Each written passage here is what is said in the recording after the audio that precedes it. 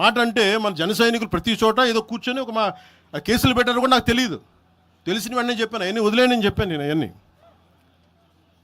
మళ్ళీ ప్రెస్ క్లబ్లో పోయి మీరు తిడుతూ ఉంటే, ప్రాంతీయ విద్వేషాలు రెచ్చగొడితే దాంట్లో కూర్చోబెట్టి ఎంతకాలం చేస్తారు?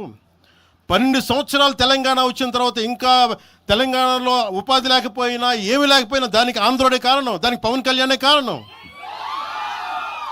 పరిశ్రమల్లో ఈ లెక్కల్లో ఇంక మీరు ఎప్పుడు మీరు ఎన్ని చేసినా ప్రతిదానికి ఎక్కడో చోట తెలంగాణ ప్రజలు ఇది గ్రహించాలి.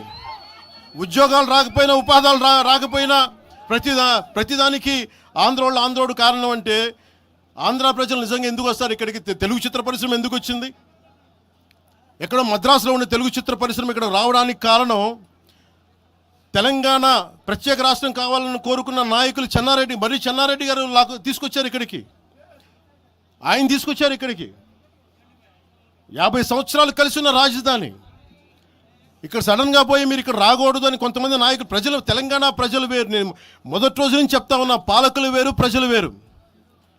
తెలంగాణకి అన్యాయం చేసిన పాలకుల్ని, దాంట్లో పవన్ కళ్యాణ్ కూడా వాడిని కూడా ఉరిదీసాను పర్లా. పాలకులు వేరు, ప్రజలు వేరు. మీరు పాలకులను తిట్టుకున్న ప్రజలను తిడితే, విద్వేషాలు రెచ్చగొడితే ఈ దేశం ఎటుపోద్ది? సూరత్లో తెలుగు ప్రజలు ఉన్నారు. రేపు వచ్చిన గుజరాతీ మనుషులందరూ గుజరాతీస్ అందరూ కూర్చొని తెలుగు వాళ్ళు ఇక్కడ ఉండకూడదంటే కుదురుద్ది అక్కడ? నాందేడ్లో ఉన్న తెలుగు వాళ్ళు, షోలాపూర్లో ఉన్న మన తెలంగాణ తెలుగు వాళ్ళు అందరూ కూర్చోబెట్టి మా మహారాష్ట్రీయులు తిరగబెడితే ఏమవుద్ది? దేశం నిలబడద్దా?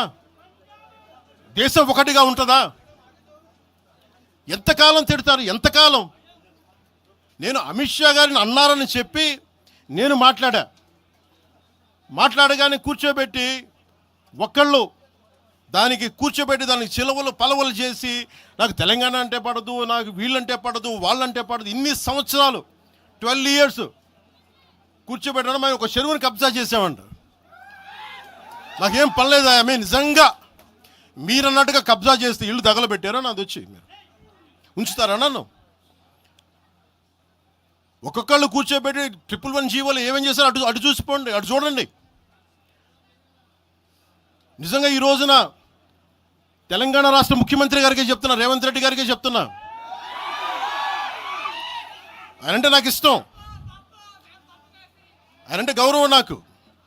కానీ వారికే నేను చెప్తా ఉన్నా, తెలంగాణ ప్రభుత్వానికే చెప్తున్నా, పవన్ కళ్యాణ్ గనుక ఆ చెరువుని ఒక చెరువును ఆక్యుపై చేసుకున్నాడంటే సంతోషంగా చెప్తున్నా, ఈ రోజున తెలంగాణ ప్రభుత్వాన్ని రాసి ఇచ్చేస్తున్నారు.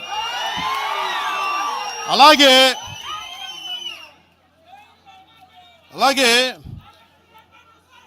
లెఫ్ట్ మేము వామపక్షవాదులు అని చెప్పి ఒక ఎనలిస్ట్ మాట్లాడతా,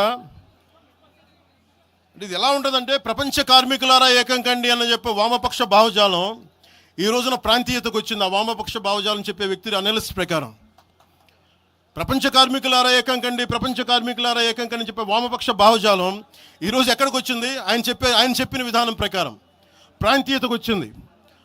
కమ్యూనిజం ఎందుకు చచ్చిపోయిందంటే ఇలాంటి వాటి వల్ల చచ్చిపోద్ది.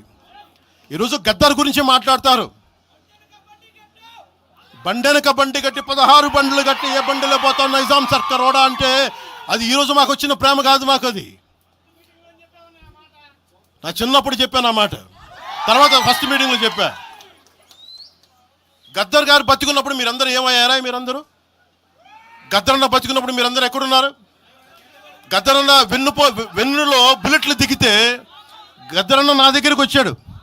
ఒకటి అడిగాడు ఆఫీస్కి వచ్చి, మన జర్నలిస్ట్ కాలనీలో ఉండే జనసేన ఆఫీస్కి వచ్చి, అరే తమ్మి నాకు బుల్లెట్లు దిగినీరా, నాకు వెనకాల నన్ను స్వేచ్ఛగా రే అని పిలుచుకునే అంత చనువు మా ఇద్దరి మధ్య, నాకు బుల్లెట్లు దిగినీరా ఈ వెన్నులో, నడవాలంటే ఇబ్బందిగా ఉందిరా, నాకు కార్లో పోవాలంటే ఆటోలో తిరగలేకపోతున్నా, ఒక అండంగా అడుగుతున్నా, హక్కుగా అడుగుతున్నా, బండి కొనివ్వరా అంటే ఆయన ఒక 24 గంటలు 3 రోజుల్లోనో 2 రోజుల్లోనో బండి కొనిచ్చాను నేను ఆయనకి. ఇప్పుడు ఎందుకు చెప్తున్నానంటే, ఆ రోజు నేను చెప్పుండొచ్చు, నేను చెప్పట్లా.